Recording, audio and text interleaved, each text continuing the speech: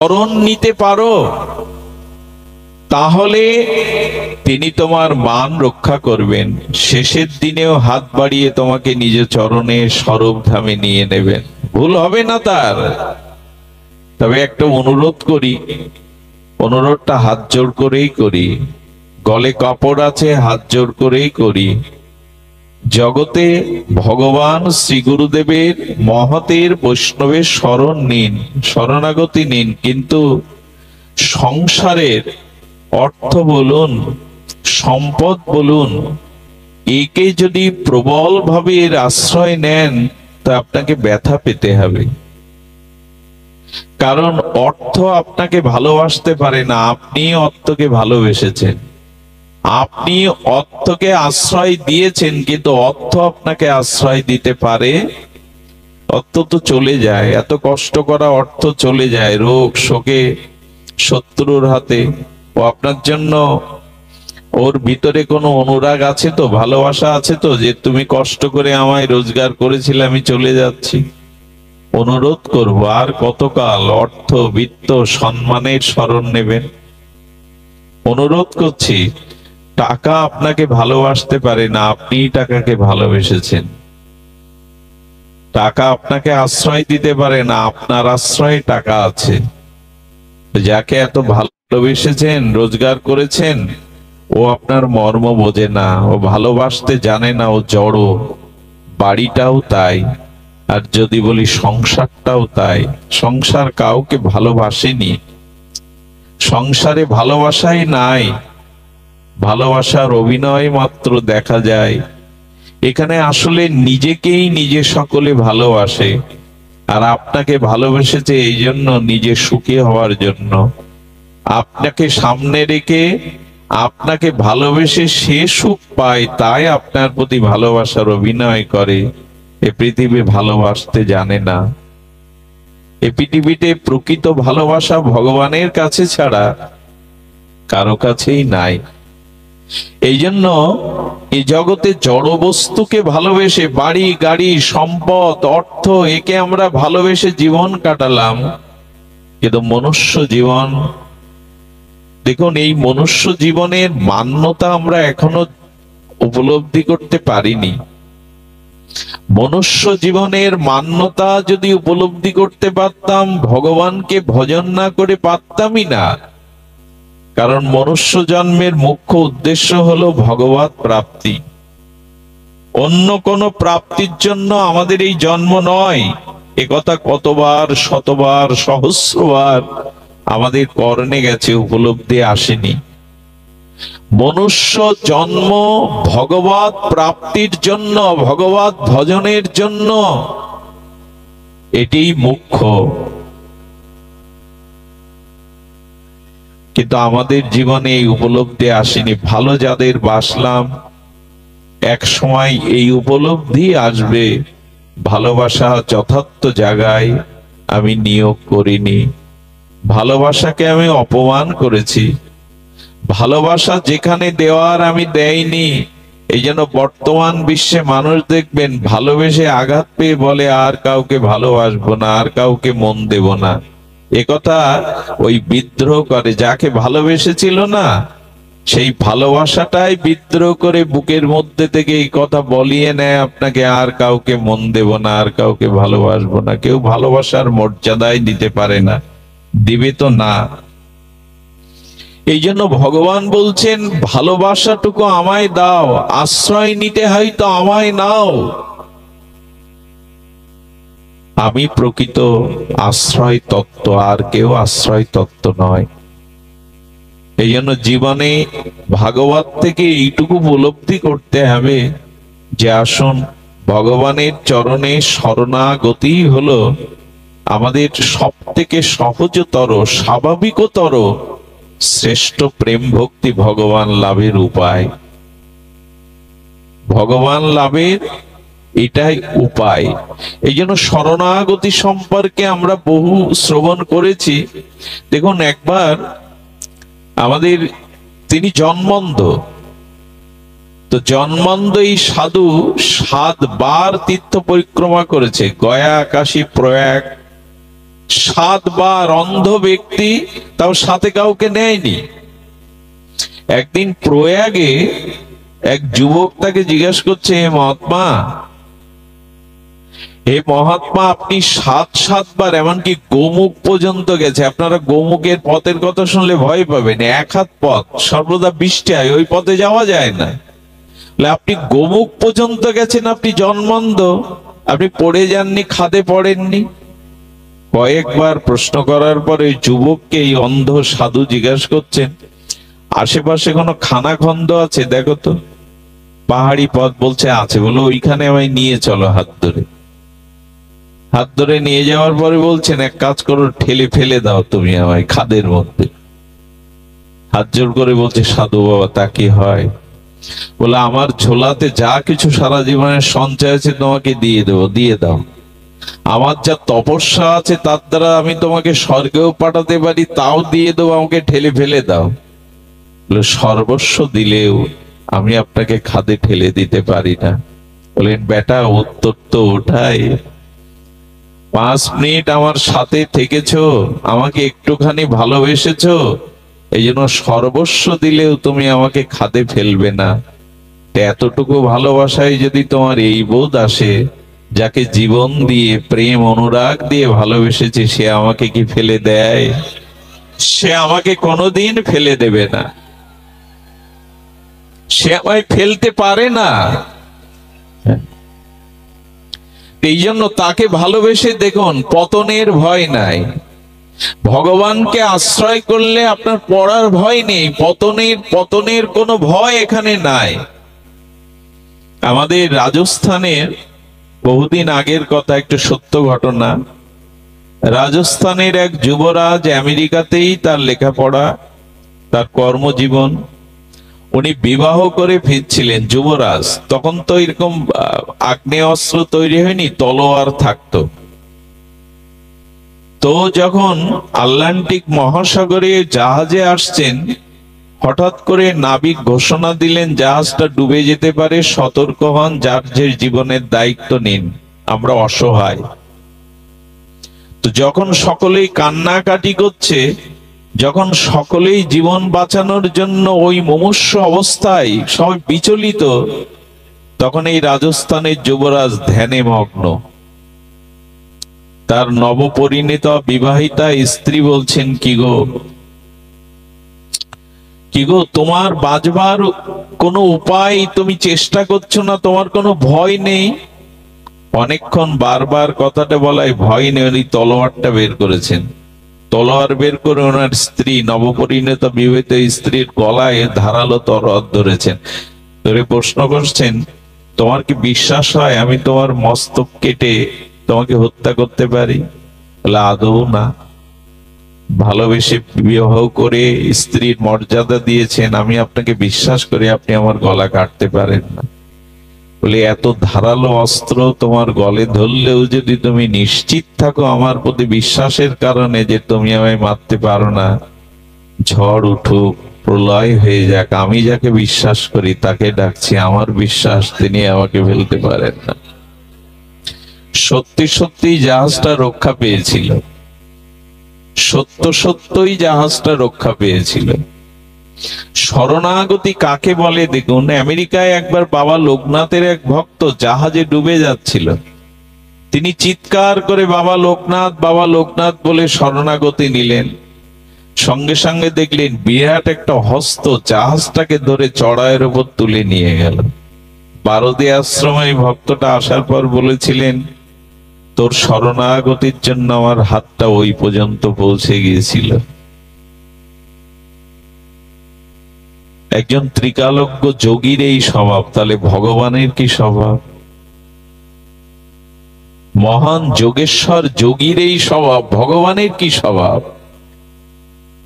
এই জন্য আসুন, আমাদের মনে পড়ে বিষ্ণুপুরের মহারাজা গোবিন্দ অনুরাগী ছিলেন, নাম ছাড়া, ভগবত চরণ ছাড়া বুঝতেন না।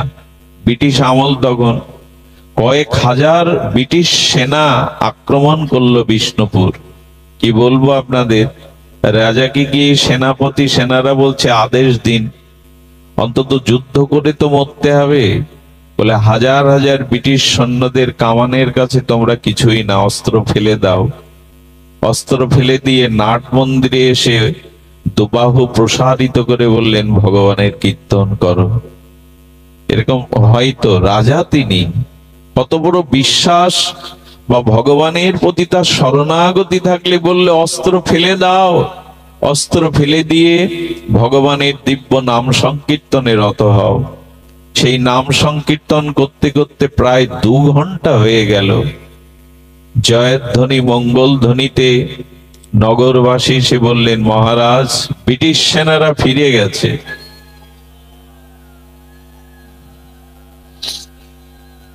ব্রিটিশ সেনারা ফিরে গেছে। ব্রিটিশ সেনারা ফিরে গেছে এই জন্য শুনলে অবাক হবেন, আজও চোখে দেখে দেখে আসতে পারেন। বিষ্ণুপুরের পূর্ব মহারাজদের 2টো কামান ছিল, কামান দুটো অনেক আগেই অকেজো হয়ে গেছে। কামান দুটো শুধু পড়ে আছে, সাক্ষী স্বরূপ পড়ে আছে।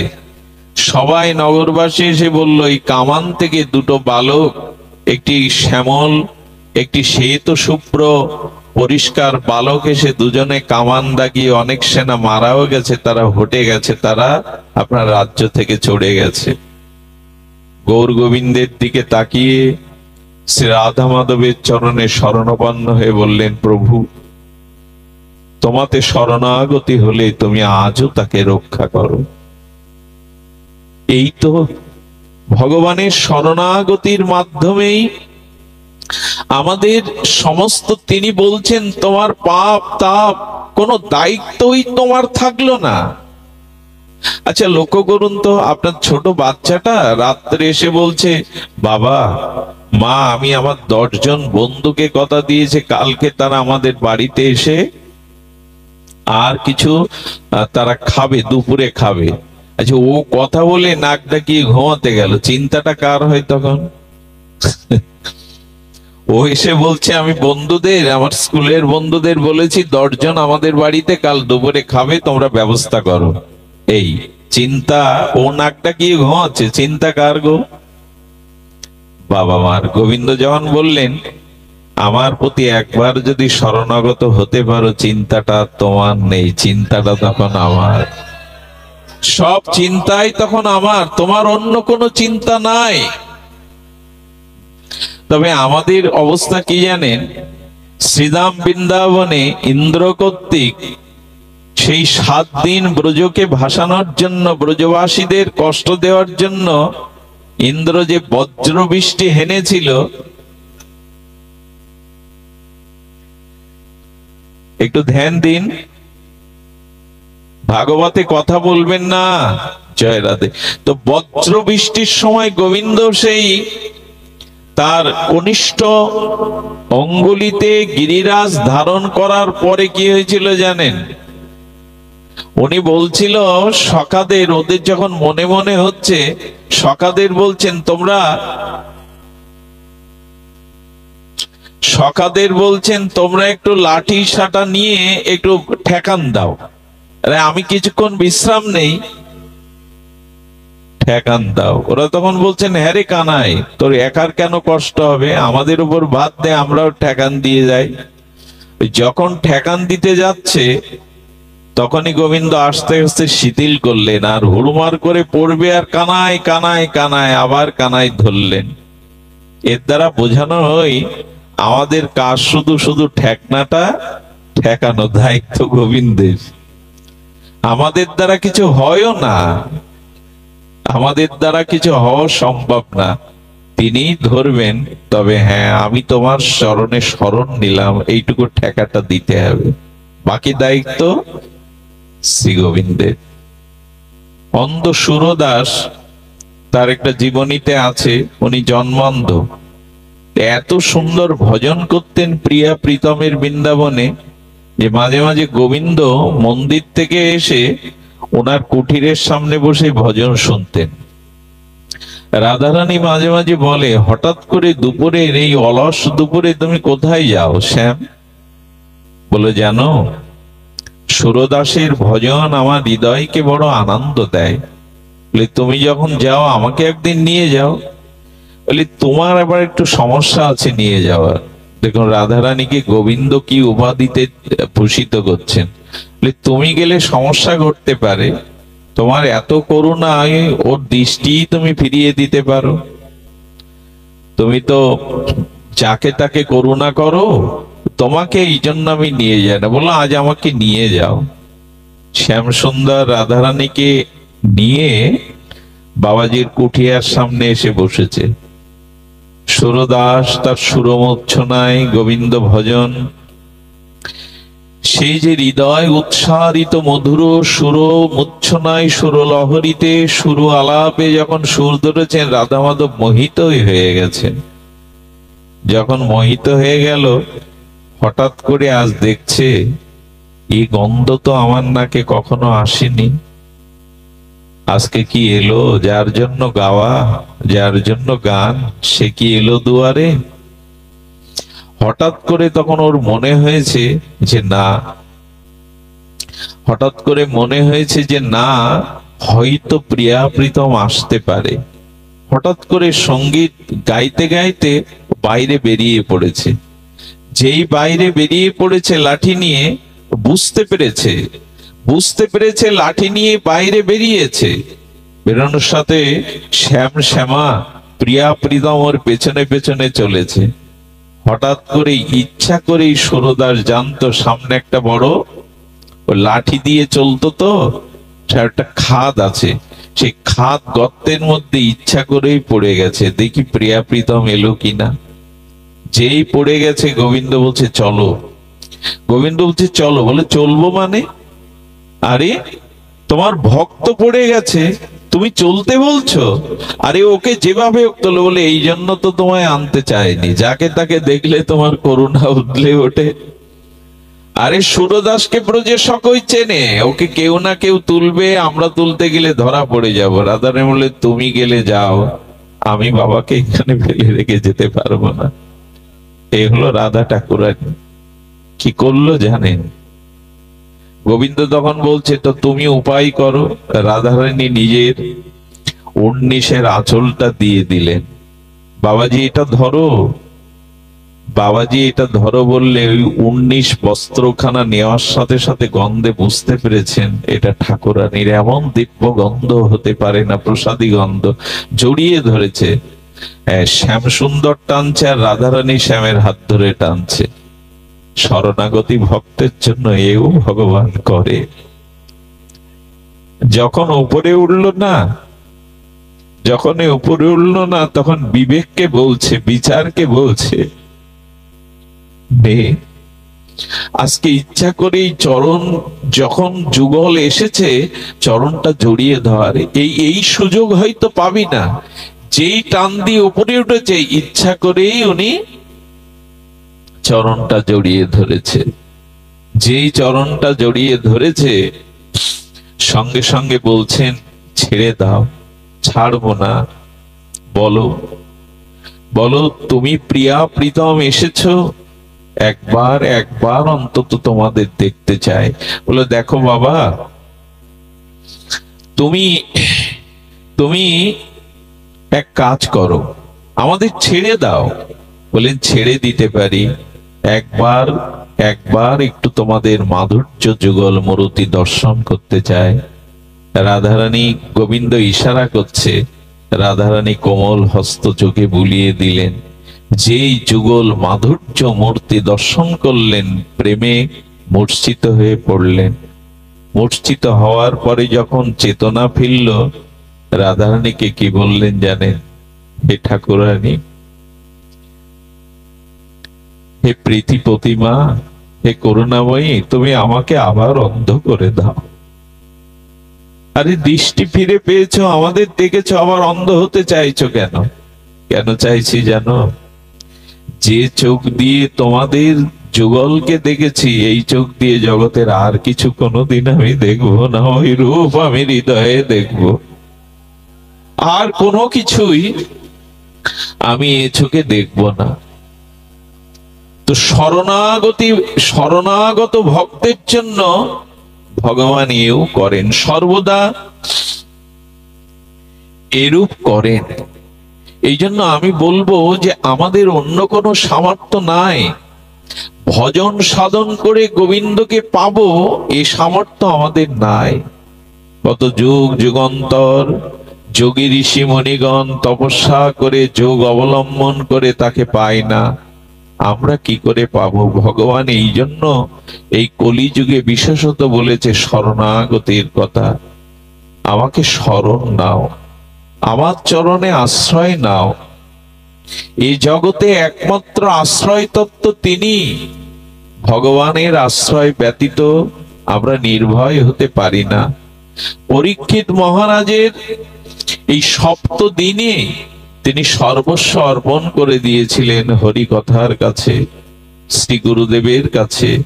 এই জন্য তিনি গোবিন্দ দুর্লভ চরণ পেয়ে গেলেন। শরণাগতি ধর্ম আমাদের সর্বোচ্চ সর্বত্র সাধনের স্তরের অবধি শেষ সীমা। এখানেই আসতে হবে। আর শরণ কাকে নেব? শরণ কাকে নেব? গুরু মহারাজ বলেছিলেন গোবিন্দকে, রাধারানীকে কেন স্মরণ করতে হবে জানেন? আমি আগেও বলেছি, শুনিয়েছি আপনাদের। এই তল্লাটের যদি একজন স্বনামধন্য ব্যক্তি থাকে, হাজার হাজার ভূ সম্পত্তির মালিক, মান সম্মান, এই সমাজে অনেক উচ্চ কক্ষায় তিনি, পেছনে হয়তো 10-20 জন লোক তার সর্বদা সাথেই থাকেন, পেছনেই চলেন। কেউ বা ছত্র ধরেন, কেউ বা তার চলার পথ মসৃণ করেন। এই ব্যক্তিটা যদি পক্ষাঘাতগ্রস্ত হয়ে আর কোনো ঘটনার কারণে পীড়িত হয়ে থাকে, মলমূত্র বিছানায় ত্যাগ করতে থাকে, তখন দেখবেন ওই স্বনামধারী ওই লোকটার এত উপাধি, এত ব্যক্তিত্ব, কিন্তু ধীরে ধীরে ধীরে ধীরে সজ্জনগণ আর তার খোঁজ নিতে আসবে না। পুত্র পরিজন বিশেষ প্রয়োজন ছাড়া তার কাছে আসবে না। আচ্ছা, তার একান্ত বাল্য বন্ধু যদি তার কাছে আসে, আর সে যদি বলে, বন্ধু আমি তো ওই ব্যক্তি, সেই সম্মান, সেই নাম, সেই ব্যক্তি এখনো এই দেহে আছি, এক কাজ করো, আমি এত স্বনামধন্য, আমাকে 2 লাখ টাকা নিয়ে কিনে তোমার বাড়ি নিয়ে যাও। বন্ধু বলবে, না আমি কিনবো কি, তুমি যদি বিপরীতে আমাকেও 2-5 লাখ টাকা দাও, তোমার এই পচা গলা, এই মলমূত্র ত্যাগ করা দেহ আমি আমার বাড়ি নিয়ে যাবে কি কেউ? তখন ওর মনে হলো আমাকে গ্রহণ করবার তো কেউ নেই এখন। বন্ধু বলছে আমি উল্টে তাকে টাকা দিলেই এই যে মলমূত্র ত্যাগ করা দেহটা কে নেবে? আমি একবার একটা বাস্তব চিত্র দেখেছিলাম। এক ডাক্তার বাবু খুব আদর করে তার সন্তানকে শিক্ষিত করেছিলেন, বড় করেছিলেন। ডাক্তার বাবুর প্রারব্ধে কি ছিল জানি না, উনি প্রায় 1 বছর পড়েছিলেন, ওই খাটেই মলমূত্র ত্যাগ করতেন। একদিন একটা দৃশ্য দেখে হাউমাউ করে কেঁদেছিলাম। বুঝেছিলাম এই জগৎকে ভালোবেসে খুব বেশি কিছু পাওয়া যাবে না। ওই ছেলেটা কি করতে জানেন? ওই ছেলেটা ওই যে ময়লা মলমূত্র দুর্গন্ধ পিতার কাছে যেত না, একটা মোটর সেট করেছিল। সেই মোটরের বড় পাইপ দিয়ে 10 হাত দূর থেকে ওই জলের ফোয়ারা দিয়ে পরিষ্কার করতো। চোখে মুখে যখন লাগতো চিৎকার করতো এইভাবে জল না দিতে, তো ওইভাবেই দিত। সেদিন বুঝেছিলাম স্নেহ, মমতা, ভালোবাসার মূল্য এই সংসারে কেউ দেয় না। আচ্ছা, তখন যদি বলে আমার বন্ধু আমাকে নেবে না, আমার পরিজন আমাকে নেবে না, আমি পড়ে রয়েছি মলমূত্রগ্রস্ত, গোবিন্দ তখন হৃদয় থেকে কি বলবে জানেন? তোকে আমি একমাত্র আছি, এখনো নিতে পারি। আমি একমাত্র আছি, তোকে নিতে পারি। একবার তুই প্রাণ উজাড় করে বল, গোবিন্দ আমি তোমার, আমি তোকে ত্যাগ করব না, আমি এখনো আছি তোমাকে নেওয়ার জন্য, আমি এখনো আছি। ভগবান তাকে ছেড়ে যান না। ভগবান কাউকে কখনো পরিত্যাগ করেন না। আমি দৃষ্টান্তে আপনাদের বহুবার বলেছি, যদি মাদিস মহা কোনো অপরাধে ব্রাহ্মণ, শুদ্ধ ব্রাহ্মণ, সদাচার সম্পন্ন উপবিধারী ব্রাহ্মণ বৈষ্ণবকে যদি অপরাধ করা হয়, মলমূত্রের কীটও যদি হয়, মহাপাপী মহা অপরাধে সবাই ত্যাগ করবে, কিন্তু মলমূত্রের মধ্যে কীটের মধ্যেও আত্মারূপে ভগবান আমাকে জড়িয়ে ধরে থাকবেন। আমি ত্যাগ করলে তোর আর কোনো গতি হবে না রে। আমি তোর মধ্যে থেকে আবারও তোকে ধীরে ধীরে ধীরে ধীরে ক্রমান্বতিতে আবার মনুষ্য জন্ম দেব, আবার গুরু কৃপা দেব। আমাদের সনাতন গোস্বামী পাদ বৃহৎ ভাগবতামৃত চরিত্রে, গোপকুমার চরিত্রে লিখেছেন, এক অনন্য ভক্তির সিদ্ধান্ত স্থাপন করেছেন এই গ্রন্থে। বৃহৎ ভাগবতামৃতে গোপকুমার যখন বৈকুণ্ঠে গেল, বৈকুণ্ঠের বিলাস মূর্তি শ্রীমান নারায়ণ উঠে নাচতে লাগলেন। উনি আনন্দে গোপকুমারকে জড়িয়ে ধরে বললেন, গোপকুমার, তোমাকে আমার করবে বলে, তুমি কবে আমার হবে বলে আমি কাঁদতাম। কাঁদতে কাঁদতে আমি গুরু রূপে, জয়ন্ত রূপে তোমাকে দীক্ষা দিলাম। সেখানে গুরু মহারাজ বলেছেন, এই দেখুন ভগবানের কৃতজ্ঞতা, ভক্ত বৎসল্য। ভগবান বললেন, পৃথিবীর একজন মানুষও, একজন জীবও যতদিন আমার কাছে ফিরে না আসবে আমার ধামে, সেই জীবের জন্য আমি অপেক্ষা করতে থাকবো, কাঁদতে থাকবো। কারণ ও যে আমার, ও যে আমার। ভগবান সর্বদা এইরূপই চিন্তা করেন, জীব তো আমার অংশ, সে আমার। এই জন্য তো তার বুকে ব্যথা জেগে ওঠে, জীব কবে আমার হবে, কবে আমার স্বরূপ ধামে ফিরে আসবে, কবে সে আমার হবে। এই জন্য নিবেদন করব, আসুন আমরা ভগবানের শরণ নেই, আশ্রয় নেই। এই ছাড়া আমাদের অন্য কোনো গতি নাই। সাধন ভজন করে এই কাল কবলিত সময়ে, দুঃসময়ে আমরা খুব বেশি পথে এগিয়ে যেতে পারবো না। আমাদের সাধনের মধ্যে অন্যতম সাধন হলো শরণাগতি, ভগবানের শরণ নেওয়া। শরণ না নিলে ভুল করেছিল, মনে আছে? বাসুদেব বিপ্রের কথা, কুষ্ঠ বিপ্র নামে যিনি চৈতন্য চরিতামৃতে খ্যাত। এই কুষ্ঠ বিপ্র তার রূপ যৌবন ভোগ বিলাসে সংসারেই মেতেছিল, কিন্তু তার আপন ভ্রাতা, সেই আপন ভ্রাতা ছিলেন আমার গৌরের চরণ আশ্রিত, গৌরগত প্রাণ। ভাই বলেছিল, দাদা এসো দুই ভাই মিলে গৌর চরণ শরণ নেই, গৌর চরণে নিজেদের সমর্পণ করি, গৌর ভজন করি। আসতে চাইনি জানেন, বলে এই সংসার ছেড়ে আর স্ত্রী পুত্র এদের মমতা ভালোবাসা ছেড়ে আমি অন্য কোথাও যেতে চাই না। কিন্তু ঘটনা যেটা ঘটলো, সুঘটনাই বলবো, দুর্ঘটনা নয়।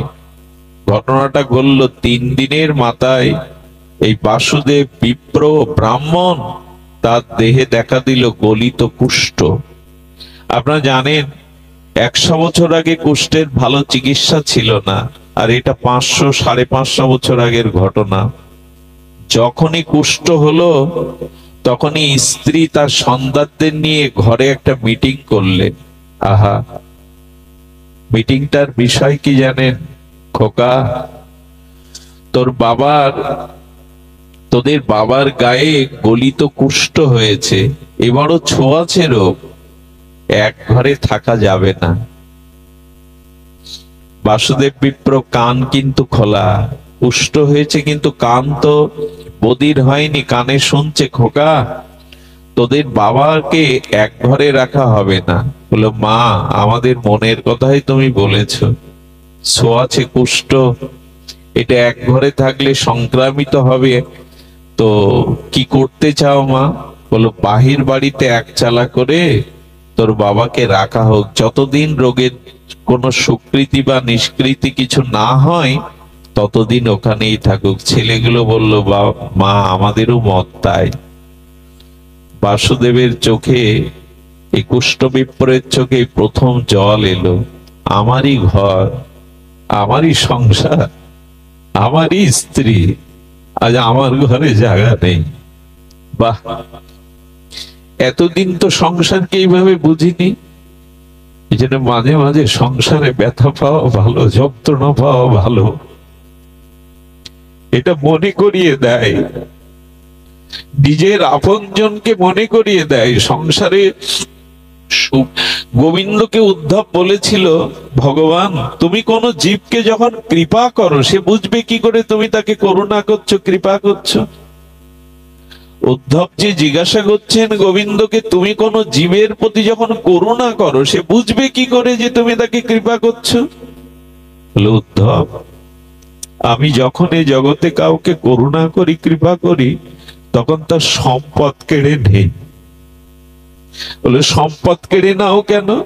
বলো, অর্থ সম্পদ সামর্থ্য চলে গেলে তখন তার প্রিয়জনরা তার থেকে দূরে সরে যেতে থাকে, কটু কথা বলতে থাকে।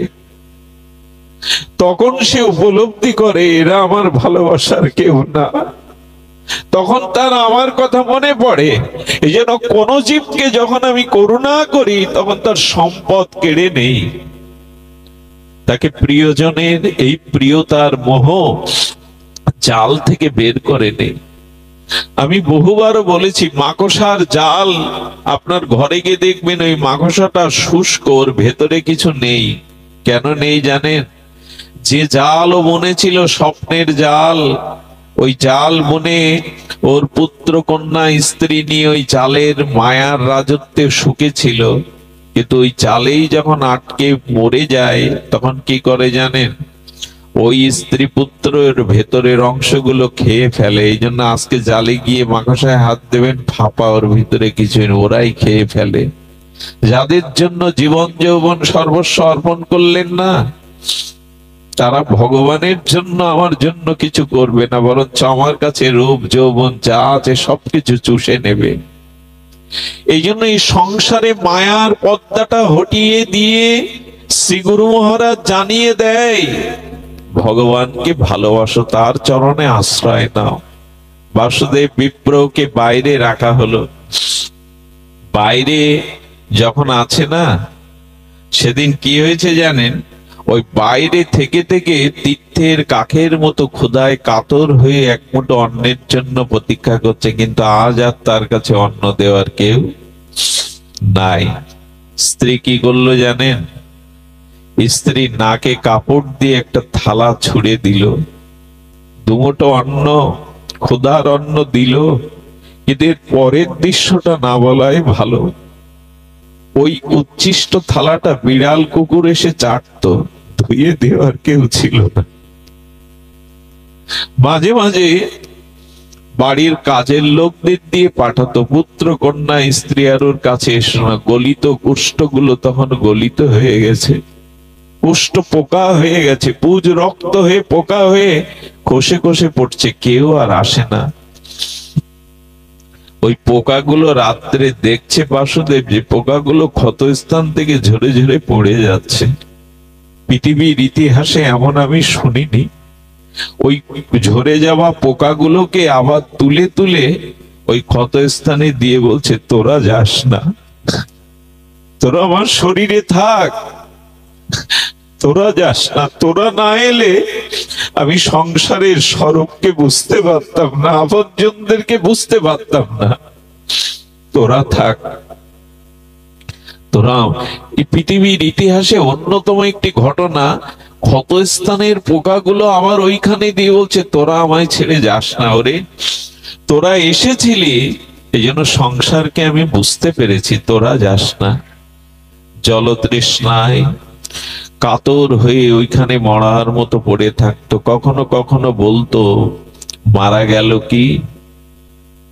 হঠাৎ একদিন আশায় বুকে আশা জাগলো, কে যেন এসে বলল, গো পাশের গ্রামে মহাপ্রভু ভক্ত সঙ্গে সংকীর্তন করতে এসেছে। তখন কি আশা জাগলো জানেন? আশা জাগলো, প্রভু এ জন্মে তো তোমার ভজন হলো না, তোমার চরণে পৌঁছানো হলো না, আমার শরীরও আজ উপযোগী নয় তোমার কাছে যাওয়ার। তবে হ্যাঁ, আমি যাব, আমি ধুলায় গড়াতে গড়াতে যাব। যদি যাওয়ার পথে মৃত্যু হয় এই সান্ত্বনা নিয়েই যেতে পারবো যে তোমার পথে চলতে গিয়েই দেহ ত্যাগ করেছি প্রভু, তোমার পথে চলতে গিয়েই দেহ ছেড়েছি। আর যদি পৌঁছাই, তবে শুনেছি তুমি পতিত পাবো, শুনেছি তুমি অনাথের বন্ধু, তুমি পরম কারুণিক, পরম দয়াল, তুমি কাউকে ত্যাগ করো না। এই ভাবতে ভাবতে না ও মাটিতে গড়াতে গড়াতে গৌর গৌর বলতে বলতে চলেছে। পরিণতি এই, চলতে চলতে যখন গিয়ে পৌঁছালো মহাপ্রভু সে স্থানে, তখন ভোর হয়ে গেছে। প্রভু সংকীর্তন বিশ্রাম দিয়ে ভক্তদের নিয়ে অনেকটা পথ চলে গেছে। আচ্ছা, মানুষের শেষ অবলম্বনটাও যখন হারিয়ে বসে, তখন তো তার হাহাকার ছাড়া কিছু থাকে না। ওই ধুলায় বলছে, বলতে পারো প্রভু কোথায় নৃত্য করেছিলেন, কোথায় দাঁড়িয়েছিলেন? ওই ধুলাতে গড়াগড়ি দিচ্ছে, আর হৃদয় থেকে সেদিন ভেসে এলো সেই আর্তনাদ, হা গৌর, হা গৌর। এই ডাক যখন ওখান থেকে হৃদয় থেকে শতোচ্চারিত হলো, অনেক দূরে মহাপ্রভু চলে গিয়েছিলেন সাঙ্গপাঙ্গ ভক্তদের নিয়ে। হঠাৎ প্রভু দাঁড়িয়ে বললেন, ওগো কে যেন আমায় ডাকছে গো, কে যেন আমায় ডাকছে। বহু দূরে তাকিয়ে ভক্তরা বলছে, প্রভু পেছনে কেউ নাই, কেউ তো ডাকছে না। না গো, কে যেন আমায় ডাকছে, জানো, যেন সব হারিয়ে হা গৌর বলে আমায় ডাকছে। এ ডাক কানে শোনা যায় না, এ তো হৃদয়ের ডাক। আজও তিনি শোনেন। কেউ যখন ডাক শোনার থাকে না, কেউ যখন আহ্বানে সাড়া দেয় না, শরণাগতি ভক্তকে গোবিন্দ ওইভাবে সাড়া দিয়ে তিনি সাড়া দেন। কে যেন আমার হৃদয় দিয়ে ডাকছে, পথ ছেড়ে দাও। দৌড়াতে দৌড়াতে মহাপ্রভু এলেন। ধুলায় ধূসারিত কুষ্ঠ ব্যাধিগ্রস্ত বাসুদেব বিপ্রের সমস্ত গায়ে ক্ষত ক্ষত, পোকাগুলো ঝরে ঝরে পড়ছে। মহাপ্রভু করুণায় দুহস্ত বাড়িয়ে বলছেন, বাসুদেব, কই এমন মিষ্টি করে তো কেউ অনেকদিন আমায় ডাকেনি। বাসুদেব ফিরে তাকিয়ে দেখেন শ্রীকৃষ্ণ চৈতন্য ভগবান দাঁড়িয়ে। প্রভু এসেছো তুমি? হ্যাঁ, তুমি তো ডাকলে আমায়, যেন একবার যে আমায় ডাকে তার কাছে না গিয়ে আমি পারি না। এসো বাসুদেব। না প্রভু, ওখানে দাঁড়াও, আর এসো না। এই পচা গলা কুষ্ঠ ব্যাধি পুজ রক্তময় এই অপবিত্র শরীরের বাতাস লাগলে তোমার তপ্ত কাঞ্চন প্রেমময় তনু কলঙ্কিত হবে। আর এসো না প্রভু। মহাপ্রভুর যে উত্তরটা ছিল তা বড় হৃদয় গ্রাহী। বাসুদেব, যদি কাছেই না আসতে দেবে, বুকে না নিতে দেবে, তবে গৌর বলে কেন ডাকলে? এসো, আমি সমস্ত জীবের পাপ তাপ নেওয়ার জন্যই তো কলিযুগে এসে হাত বাড়িয়েছি। অনন্ত জন্মের পাপ অপরাধ যা থাকুক, এসো আমার কাছে এসো। মহাপ্রভু গিয়েই বাসুদেবকে গাঢ় প্রেম আলিঙ্গন দিলেন, গাঢ় প্রেম আলিঙ্গন দিলেন বাসুদেবকে। আর মহাপ্রভুর সেই পরশ স্পর্শে, পরশমণির স্পর্শে বাসুদেবের সেই মুহূর্তে সমস্ত কুষ্ঠ ব্যাধি দুর্বিত হয়ে আর সুটম পূর্ণ যৌবনময় তপ্ত কাঞ্চন অঙ্গন পেয়ে গেল। গৌর চরণে সেই যে সমর্পিত হলো, আর কি গৃহে ফিরে যাওয়া হয়নি গো, আর গৃহে ফিরে যাওয়া হয়নি। এই জন্য আপনাদের একান্ত নিবেদন করব, আসুন, অনাথের নাথ তিনি।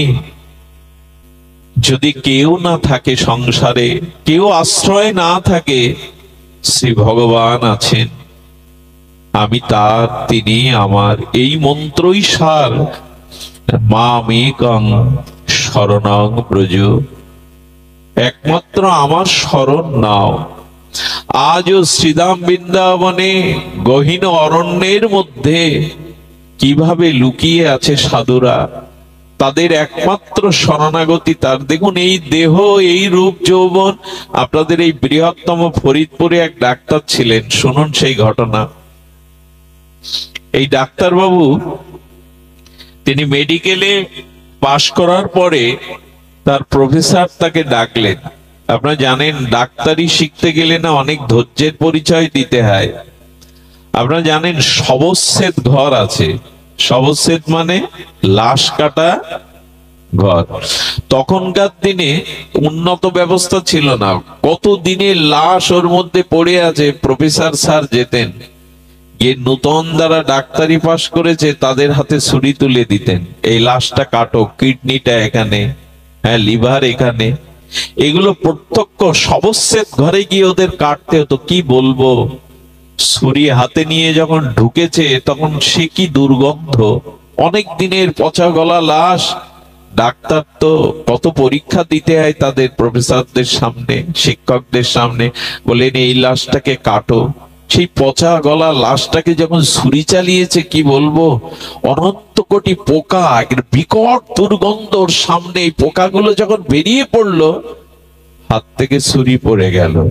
কি গো, মনে মনে তখন আর এক পরীক্ষা দিচ্ছেন উনি, এই নাকি শরীর, এই অনন্ত কোটি পোকা, এটাই শরীরের পরিণাম। তবে যখন আমি জানতে পেরেছি আর দেরি নয়, আমি যখন জানতে পেরেছি আর দেরি নয়, উনি কি করলেন জানেন? বাড়ি এসে ডাক্তারি ছেড়ে দিয়ে চলে গেলেন শ্রীধাম বৃন্দাবনে। সিদ্ধ মনোহর দাস বাবাজির চরণ আশ্রয় করলেন। অনেক উপরে উঠেছিলেন মানুষটা, অনেক উপরে। গুরুদেবকে বলেছিলেন, প্রভু শরীরের পরিণামকে আমি বুঝেছি, শরীরের আমাদের এরকম হয় না। আমরা মাঝে মাঝে এগুলো দেখি বটে, কিন্তু আমাদের চেতনা ফিরে আসে না। উনি পেরেছিলেন। আর একদিনের ঘটনা শুনেছিলাম, আমাদের প্রাতঃস্মরণীয় পরম বন্দনীয় চরণ, আমাদের বড় পণ্ডিতজির মুখে, তার নামটা নিতেও আমি অযোগ্য মনে করি, বড় পণ্ডিত বলে ডাকি। উনি বলেছিলেন, একজন ঘোর কামুক ব্যক্তি বিবাহ করেছিলেন সুন্দরী রমণীকে। এই বাংলাদেশের ঘটনা। তো তিনি তার স্ত্রীর প্রতি এত মোহ যে 2-3 বছরে পিত্রালয়ে যেতে দেয়নি তার স্ত্রীকে। তো সেই মেয়েটার পিতা অসুস্থ, তিনি মৃতপ্রায়, মুমূর্ষ। বাড়ি থেকে সংবাদ এলে হাত জোড় করে বলল, দাও, আমার বাবাকে দেখবার জন্য একবার অনুমতি দাও। মরে গেলে জন্মদাতা তো আর দেখতে পাবো না। ওর চোখের জল দেখে দয়া হলো, পালকি ডেকে আনলো, দেখে বললো যাবে, দেখে চলে আসবে। যখন কিছু দূর গেল না, কিছু দূর যাওয়ার পর বলছে, না, ওকে ছেড়ে তো আমি থাকতে পারবো না। দূরে গিয়ে বললেন, পালকি ফেরাও। সত্য ঘটনার শুনুন, মোহ কাকে বলে, যে কতটা ব্যথা লাগে মেয়েটার বুকে। ঘরে এসে দরজা দিলেন, নিজের কাপড়গুলো উন্মুক্ত করে বললেন, আমার দিকে তাকাও, তাকাও। আচ্ছা দেখো, আমার যৌবনটাকে দেখো। আমার ভিতর থেকে আত্মাটা চলে গেলে এই শরীরটাকে নিয়ে আজকে রাত্রে থাকতে পারবে? ভালো করে তাকাও। পশু কোথাকার, ভোগী কোথাকার, এই শরীরের দিকে তাকাও। আত্মা চলে গেলে এই শরীরটাকে নিয়ে থাকতে পারবে? কথাটা কথা না, তীরের মতো ওর বুকে বেঁধে গেছিল। ঘর থেকে বেরিয়ে গেল। বেরিয়ে গিয়ে কি করলো জানেন? ওই দিনই ব্রজের পথে চলে গেল। তাই তো, তাই তো, এত মোহ, এত মোহ। সত্যিই তোর ভিতর থেকে আত্মা চলে গেলে ওকে নিয়ে তো আমি একদিনও ঘরে থাকতে পারবো না। এই জন্য আমাদের আশ্রয় রূপ যৌবন ভোগ বিলাস পরিজনের মধ্যে আছে আসন। এরা আছে আছে, এদের প্রতি কর্তব্য করতে হয়, করতে হবে যতদিন বেঁচে আছি। কিন্তু গোবিন্দ বলেছেন, নির্মম হয়ে করো, মমতা শূন্য হয়ে কর্তব্য পালন করো। ভালোবাসা মমতা যেটুকু আমায় দাও, ওইটুকুই আমায় দাও। এদের প্রতি কর্তব্য 16 আনা করো, কিন্তু মমতা ভালোবাসাটা আমায় দাও। বড় ভুল হয়ে যাবে যদি আমাকে ভালো না বাসো। এই জন্য শরণাগতি আশ্রয় এক গোবিন্দেরই নিতে হবে, এছাড়া আমাদের দ্বিতীয় কোনো পথ খোলা নেই। এই জন্য গীতা শাস্ত্রে আমাদের বারবার দেখুন, এই হরি কথা শ্রবণের কথা আমি শুরু করেছিলাম, আমি বিশ্রাম করবো এই কথা বলো, হরি কথা শুনতে শুনতে, ভগবানের কথা নাম রূপ শুনতে শুনতে একটা আপনত্ব এসে যাবে। আর শরণাগতি সেই দিনই আসবে এই আপনত্ব বোধ এলে। স্বামী রামসুখ দাসের একটা দৃষ্টান্ত দিয়ে পাঠ বিশ্রাম করি। নূতন বিবাহিত বধূ ঘরে এসেছে, একদম আর যাওয়ার পরে ঘরে একটা অশান্তিতে শাশুড়ি গালি দিয়ে বলছেন, পরের ঘরের মেয়ে, আমার ঘরটা জ্বালিয়ে পুড়িয়ে নষ্ট করে দিলি। পাশে একজন জ্ঞানী ব্যক্তি দাঁড়িয়ে বলছো, মা তুমি যে ওকে পরের ঘরের মেয়ে বলছো, তুমি কি এই ঘরের মেয়ে? এর মানে কি দাঁড়ালো? এর মানে ওই শাশুড়ি মা বহুদিন ধরে এই সংসারে আছে, এদের সাথে থাকতে থাকতে এই সংসারটাকে ওর ভেবেছে। আর যে 2 মাস 3 মাস নববধূ এসেছে, সে এতদিন এই সংসারের বহুদিন ধরে সংসারের ওতপ্রোত সুখ দুঃখে জড়িত না, এই জন্য ওকে পরের ঘরে মেয়ে বলছে। আসুন বারবার সাধুর চরণে যাই, বারবার হরিকথা আশ্রয় করি, বারবার ভগবানের কাছে যাই, ভগবানকে ভালোবাসতে বাসতে তখনই এমনি ভগবান আমার মনে হবে। ওই যেমন শাশুড়ি বলে, আমার সংসারে এসে পরের ঘরের মেয়ে নষ্ট করে দিলি, থাকতে থাকতেই এই আপনত্ব বোধটা ভগবানের প্রতি আসবে। আর যেহেতু এটা পারলৌকিক উদ্দেশ্য, এই জন্য বলবো যে আসুন শরণাগতি হই, তাহলে শেষের দিনে অন্তত সে আমরা যে ভবপার বলি আর বৈতরণী বলি, উনি অপেক্ষায় থাকবেন, উনি অপেক্ষায় থাকবেন। এই শরীর রূপ তরণীতে, সংসার রূপ সাগরে যদি গোবিন্দকে তুলতে পারি, তখনই দেখবেন শেষ খেয়া ঘাটে তিনিও কান্ডারি হয়ে পার করবেন। আপনাদের সবার কল্যাণ হোক, সবার মঙ্গল হোক। জয় শ্রী গুরু প্রেমানন্দে হরি বল। জয় রাধা।